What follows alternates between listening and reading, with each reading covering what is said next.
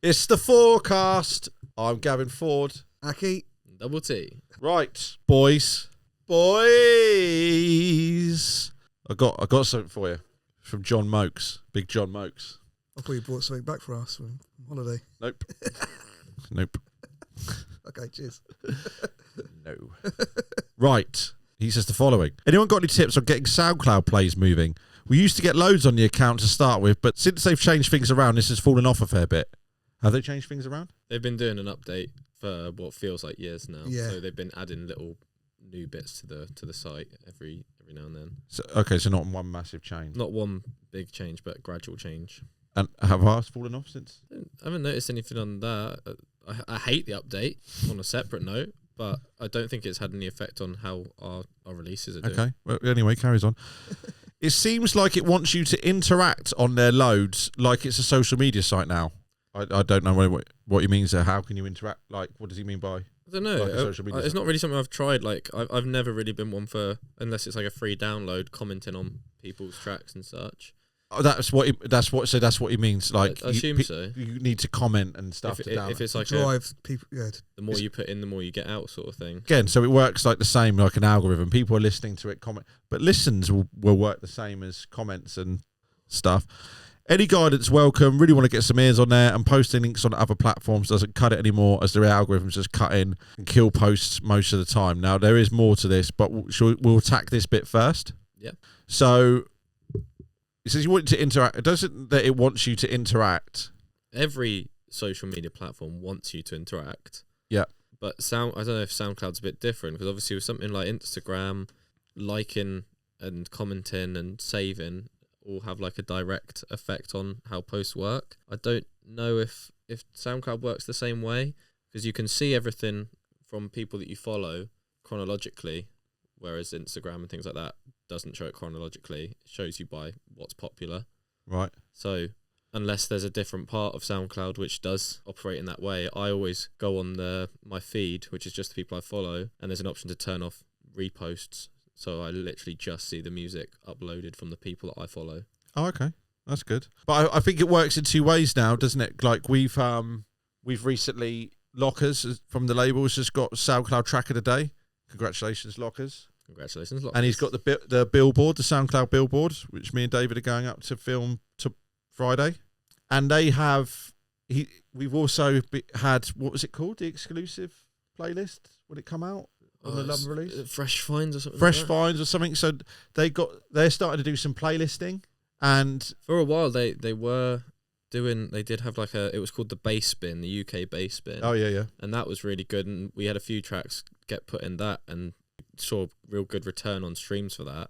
Never found out how you could pitch it to them, so I don't know if it was literally just run by a person at SoundCloud. We pitch it the same as Just through our yeah, distributor. the same way we pitch to everyone else.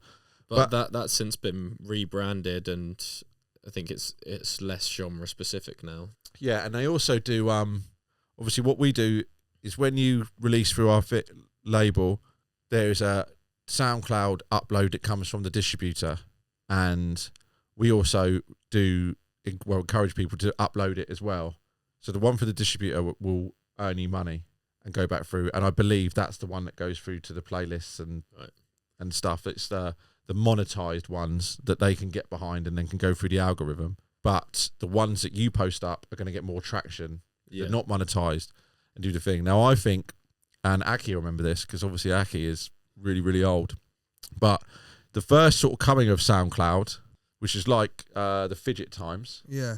Like SoundCloud era, there was obviously SoundCloud era rappers, wasn't there? Like Chance the Rapper and stuff like that. But also in dance music, this is like the times of like LaRue and Little Boots, and there was like, you go on and there'll be like hundreds of remixes, Kid Cudi, of these records, and then you'd go, as a DJ, you'd go through, and it's kind of like flicking through white labels back in the day. Yeah. For people that don't know what white labels are, when record shops, you would have bootlegs of things you couldn't release properly, officially, you'd release as a white label, so they couldn't trace it back to who was making the money from it. Yeah, exactly. So it's like a DJ culture, and I think that's back 10 years ago when we started. For SoundCloud was a bit dog shit. Remember, they took our account off us. Yeah. That's why it's dog shit. Yeah, or with two R's. Yeah. So, yeah, ruined our aesthetic and everything. Maybe we should speak to him and see if we can get our name back. Anyway, and it was rubbish, and we completely, I mean, losing the account, building something up. We built it up again, but that was a kick in the cock. But this thing, they've stopped that. Obviously, you still get strikes. You're still not meant to do it. You still want a thing. But the culture of bootlegs and stuff is driving SoundCloud again. I think SoundCloud's really, really important in dance music. 100%. Yeah, definitely. But I think they're trying to make it more as like a social media in that artists can do more with it. The way that they've changed the back end of it is more similar to other social medias, but it's just also the last 4 or 5 clunky. years, the drive of playing bootlegs and sets has gone massive, and True. now they're like the home of bootlegs, aren't they? So you go and find your bootlegs on SoundCloud now, and it's kind of giving them an extra boost. Well, in the last year, we've started two new Garage Shared free download accounts exclusively for free downloads, and they both have been like two of the fastest growing accounts that we've got because there is such a want for. Well, yeah, bootlegs. well, back to say 10 years ago when we were we're back to that now. Before a set, I go through SoundCloud and like search for the things. Like, it's become a tool again. So this is like its strongest time for 10 years. Yeah. And I think it's a really powerful tool. And obviously we use the Hyped It links now, which obviously can push your original music, which make it an essential tool for building new artists and build a thing. Like, and someone to go back to Lockers, who Lockers actually will stay on Lockers because he is a SoundCloud success, because he is track of the day. He's got the Billboard. He's only been releasing with us since January, so this is a quick growth. But they discovered him through the bootleg. SoundCloud say, saw the bootlegs, because every bootleg he's done has gone number one and Hyped It this year. He's done some massive bootlegs. So even though he's doing something that's obviously it pushes towards his Spotify, but it's just getting enough traction, enough DJ tools. You're feeding the DJs who are using it, and then SoundCloud take notice. Now they're pushing the original music, which now makes it an even more important tool than 10 years ago, because that never used to happen, and they couldn't do playlists, they couldn't do billboards. So now if you're doing bootlegs and DJs are picking up on it and you're getting traction, you're getting the numbers, they can support your original music, which they've never been able to done. So people saying, there's a bit of negativity towards SoundCloud in the comments of that thing, which is leading to it, because he doesn't actually say anything bad about SoundCloud, but in the comments they go, yeah, SoundCloud is rubbish, it's dead, it's done. It's actually, this is the best time I'd say for SoundCloud. This is the best it's ever been for artists. I think as a tool, it's great. I think in a way of finding new music and finding new artists, it's great. Just think they've made it less user friendly. Yeah, they've made it real hard to upload songs. Yeah, you used to be able to upload multiple songs at once and organise them. I can't as even you were doing upload a it. song at the minute. Yeah, I don't know why. And as like sometimes when I'm prepping our Garage Head releases, I need to upload 3 tracks at once. It's taking triple the amount of time, and the scheduling's tools all over the place. You can't schedule tracks to come out at midnight, so you have to do it, and it takes you to a whole new browser to upload. So I have to navigate between that and the original SoundCloud page to then re-edit the upload to make sure it can come out at midnight, add all the metadata and stuff. It's for such a good tool, they're making it really hard to get. And it was with. fine as well. Yeah. Like, It's had the same interface for so long. It worked well. I've seen big artists say the same thing, and if it's not broke, don't fix Well, it. hopefully it's a teething problem, and There must be some sort of reason they're doing this. Like, I think it's just they're trying to modernise it because it's been the same for so long. But they put out like when they first started testing this new uploader, there was a option at the top, and it was like give feedback or go back to the classic view. And I gave feedback and gave it 0 out of 10 on every like parameter, and then we'd use the classic one every time. And I'm thinking if they're being able to see what everyone's doing, surely majority of people are doing the same thing and going back to the classic view. 100%. Why are they're getting the same issues as you, Yeah. Also, the other good thing about SoundCloud, the other positive thing about it, if you have a song that goes massive on TikTok and TikTok takes, the first place people are going to look for it is YouTube and SoundCloud. People don't go because it's free, and if you, especially younger audiences, they're going to go to the free services to do it. So you need to be on there. You need to have a presence on there. So that's the other thing as well. Like if a tune goes big on there on social media, that's where you're going to see the results. So that's. I wonder if it's. I'll give it a go over the next week or so, and I'll start using it more as a social media page and comment on people's stuff and reply to comments and stuff. Whereas before I kind of just used it as a tool to release music and download music. And I've never really. I sometimes apply to comments on it, but the only time I do is if it's on a mix and they're asking what song something is. Yeah, I've never thought of it as a social media platform. There's further points which I'm going to read now. Right, so I said to him, "Are you talking about distro uploads or normal uploads?" He said normal uploads. Right. So if it was distro uploads, I would say okay, that's why you're not getting numbers, because it's monetized, the reach is down. We've even had some artists, which we've actually now talked them out of, who always say take the distro one down because the numbers look bad. Yeah, I think I don't think Albsy will mind me saying his name. We're both quite OCD about our house SoundCloud pages. Yeah. Your guys' SoundCloud is a lawless wasteland with all the private tracks, but mine and his are very neat. Yeah, but only we can see the private tracks. I know, but I think we've got 1,000. I think we got over 1,000 songs. I know they're there. It's the titling that does it for me. But that's beside the point. But when you find out that it's because they're monetized and they are benefiting you, then there's no problem leaving them up. Well, yeah, obviously we just said about the benefits of now. Now they're correct. When it first was doing it and they were first saying about taking them down, I kind of not agreed. It was obviously it's really annoying to take them down. But now, like they serve a purpose, and like say, like we just said, that SoundCloud are getting behind and doing stuff for it. And then I said, "What are you posting? Original tunes, mixes, or bootlegs?" He says, "Teaser clips of original tunes from our label and mixes from our radio shows."